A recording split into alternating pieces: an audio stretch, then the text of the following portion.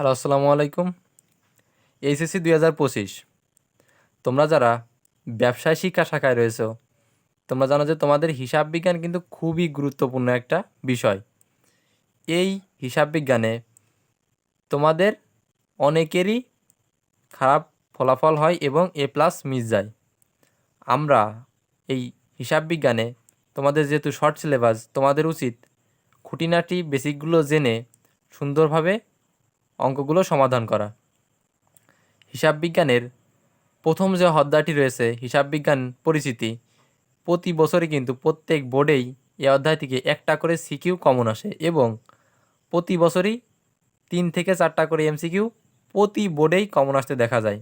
তো তোমরা বুঝতেই পারছো এই অধ্যায়টি কতটা গুরুত্বপূর্ণ তোমাদের জন্য। তুমি যদি একটু মনোযোগ দিয়ে ক্লাসটি করো এবং তুমি যদি এই নোটটা সুন্দর করে বুঝতে পারো, লিখে রাখতে পারো, তাহলে তুমি অবশ্যই, আমি মনে করি, এই অধ্যায় থেকে তুমি সুন্দর মতন একটা সিকিউ উত্তর করতে পারবে, তোমার কোনো ঝামেলাই হবে না। তুমি ক্লাসগুলো ফলো করো এবং আমাদের সাথে লেগে থাকো, আশা করি ভালো কিছু হবে। হিসাব বিজ্ঞানকে বলা হয় ব্যবসায়ের ভাষা। তোমরা দেখতে পাচ্ছ এখানে লেখা আছে হিসাব বিজ্ঞানকে বলা হয় ব্যবসায়ের ভাষা। ব্যবসায় আমরা সবাই বুঝি কম বেশি, তো ব্যবসায়ের ভাষা হচ্ছে হিসাব বিজ্ঞান। তা এখন আমরা জানবো যে হিসাব বিজ্ঞান কাকে বলে। এটা নিয়ে আলোচনা করার তেমন কিছু নেই, আর এটা আসলে পরীক্ষায় সিকিউতে আসে না, তবে তুমি জেনে রাখতে পারো। হিসাব বিজ্ঞান হলো এমন একটি প্রক্রিয়া যার মাধ্যমে কোনো ব্যবসা প্রতিষ্ঠানের আর্থিক কার্যাবলীগুলো হিসাবের বইতে লিপিবদ্ধ করা থাকে এবং কোনো সময় শেষে তার ফলাফল জানা যায়। হিসাব বিজ্ঞানকে তথ্য ব্যবস্থাপনা নামে ডাকা হয়। এটা আমাদের জন্য গুরুত্বপূর্ণ। কিসের জন্য গুরুত্বপূর্ণ? এটা আমাদের এমসিকিউর জন্য গুরুত্বপূর্ণ।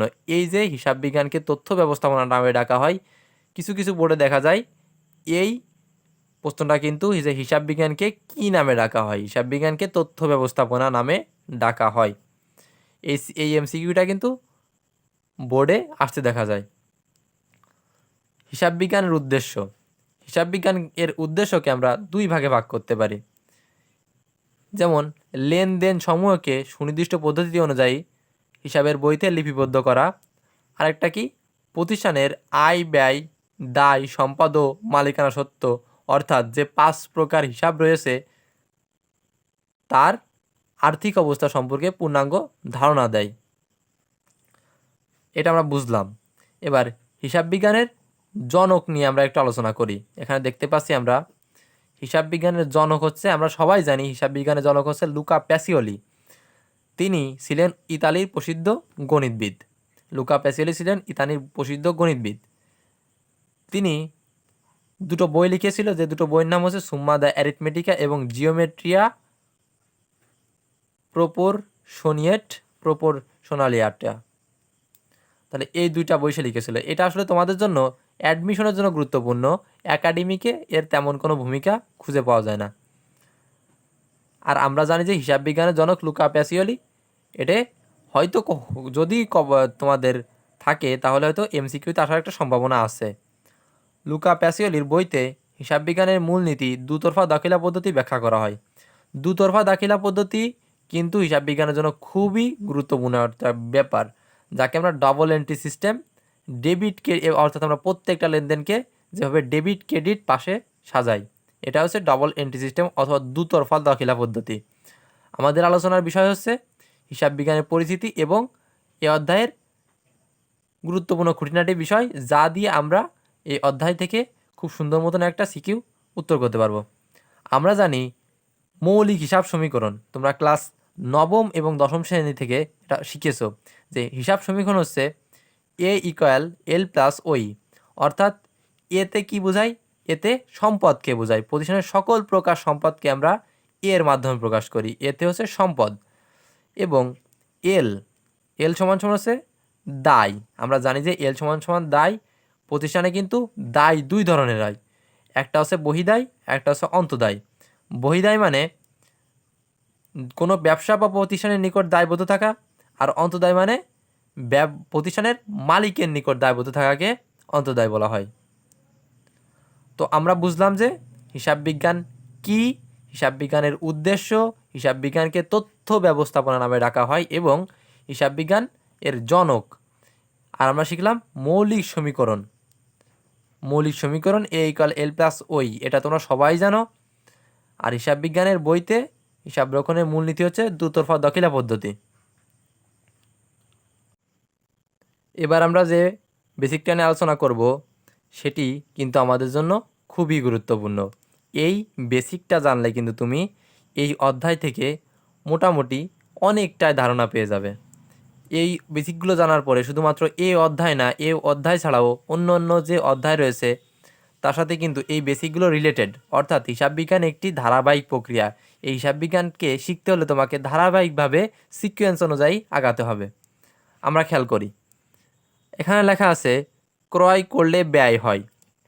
ক্রয় যদি করা হয় তাহলে কি হয়? ব্যয় হয়।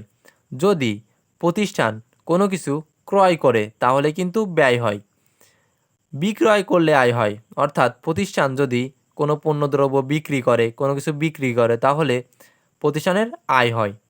এবং মালিক যদি প্রতিষ্ঠানে কোনো কিছু দেয় তাহলে আমরা জানি যে সেটাকে মূলধন।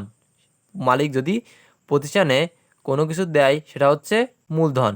এবং মালিক যদি প্রতিষ্ঠান থেকে কোনো কিছু নিয়ে যায়, হতে পারে সেটা ক্রয় মূল্যে মালিক পণ্য নিয়ে যেতে পারে, এমনকি মালিকের ব্যক্তিগত প্রয়োজনে মালিক টাকা নিয়ে যেতে পারে প্রতিষ্ঠান থেকে, নগদ অর্থ নিয়ে যেতে পারে।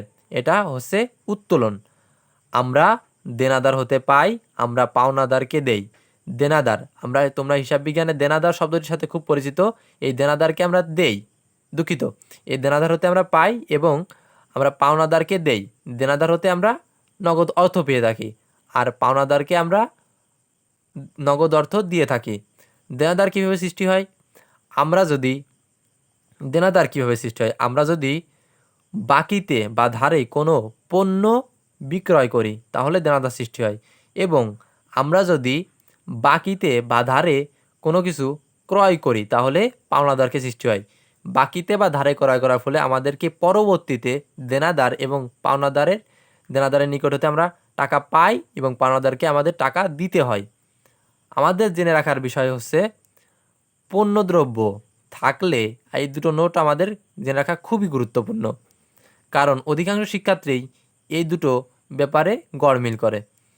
পণ্যদ্রব্য থাকলে যদি কোনো এন্ট্রির ভিতরে, হিসাব বিজ্ঞানের যে এন্ট্রিগুলো রয়েছে সেই এন্ট্রির ভিতরে যদি পণ্যদ্রব্য কথাটি লেখা থাকে তাহলে পণ্যদ্রব্য থাকলে আমরা পণ্যদ্রব্যকে ক্রয় অথবা বিক্রয় নামে লিখি। আমরা কিন্তু পণ্যদ্রব্যকে পণ্যদ্রব্যের নাম দিয়ে লিখি না, আমরা পণ্যদ্রব্যকে ক্রয় ও বিক্রয় নামে লিখি। যেমন একটা এন্ট্রি যদি দেখানো হয় যে পণ্য ক্রয় 2000 টাকা, তাহলে আমাদের জাবেদা কী হবে? আমরা কিন্তু এখানে পণ্য ক্রয় ডেবিট লিখব না, আমরা লিখব ক্রয় হিসাব ডেবিট এবং নগদান হিসাব ক্রেডিট। যেহেতু যে ক্রয় হিসাব ডেবিট হবে, কারণ এই ক্রয় করার ফলে নগদ অর্থ কমে গেছে। আমরা জানি ক্রয় সবসময় ডেবিট পাশে বসে। এবং সম্পদকে সম্পদ নামে লিখতে হয়। যদি কোনো সম্পদ থাকে তাহলে সম্পদকে অবশ্যই সেই সম্পদ নামে লিখতে হয়। সম্পদকে কিন্তু আমরা ক্রয় বিক্রয় নামে লিখব না। আসবাবপত্র ক্রয় 2000 টাকা, এখানে আসবাবপত্র কিন্তু প্রতিষ্ঠানের জন্য একটা সম্পদ। আসবাবপত্র কিন্তু পুনরায় বিক্রয়ের জন্য ক্রয় করা হয়নি। আসবাবপত্র প্রতিষ্ঠান এর ব্যবহার করার জন্য যেহেতু ক্রয় করা হয়েছে, সেহেতু আসবাবপত্র প্রতিষ্ঠানের একটা সম্পদ। এই আসবাবপত্র হিসাব হবে ডেবিট এবং নগদান হিসাব হবে ক্রেডিট। এরপরে আমরা বুঝলাম এটা। এবার মালিকানা সত্ত্ব নিয়ে চলো একটু আলোচনা করা যাক। মালিকানা সত্ত্ব কি? মালিকানা সত্ত্বের উপাদান হচ্ছে 4টি। আমরা সবাই জানি মালিকানা সত্ত্বের উপাদান কয়টি? 4টি। কি কি? দুটো উপাদান মালিকানা সত্ত্বকে বৃদ্ধি করে আর দুটো উপাদান মালিকানা সত্ত্বকে হ্রাস করে। তাহলে 2টা মালিকানা সত্ত্বকে বৃদ্ধি করে এবং 2টা মালিকানা সত্ত্বকে হ্রাস করে বা কমিয়ে ফেলে। মালিকানা সত্ত্বকে বৃদ্ধি করে যে উপাদান সেটি হচ্ছে মূলধন আর আয়। প্রতিষ্ঠান যদি কোনো কিছু বিক্রি করে তাহলে হয় আয়, আর মালিক যদি কোনো কিছু দেয় প্রতিষ্ঠানে তাহলে সেটা হয় মূলধন। মূলধন মালিকানা সত্ত্বকে বাড়িয়ে দেয় এবং আয়ও মালিকানা সত্ত্বকে বাড়িয়ে দেয়। আর যে দুইটা আইটেম মালিকানা সত্ত্বকে হ্রাস করে বা কমিয়ে দেয়, এই দুটা হলো যে উত্তোলন এবং ব্যয়। উত্তোলন এবং ব্যয় আমরা আগে জেনেছি যে মালিক যদি প্রতিষ্ঠান থেকে নিয়ে যায় তাহলে হয় উত্তোলন। অর্থাৎ মালিক প্রতিষ্ঠান থেকে কোনো কিছু নিয়ে গেলে হয় উত্তোলন। তাহলে উত্তোলন কি করে? উত্তোলন মালিকানা সত্ত্বকে কমিয়ে দেয়, হ্রাস করে ফেলে। এবং ব্যয়, কোনো কিছু ক্রয় করার ফলে ব্যয় হয়। তারপরে ব্যয়, আমরা যদি পণ্যদ্রব্য ক্রয় করে থাকি সাধারণত ক্রয় করার ফলেই ব্যয় হয়। তো এই ব্যয় কি করে? মালিকানা সত্ত্বকে কমিয়ে দেয়, হ্রাস করে।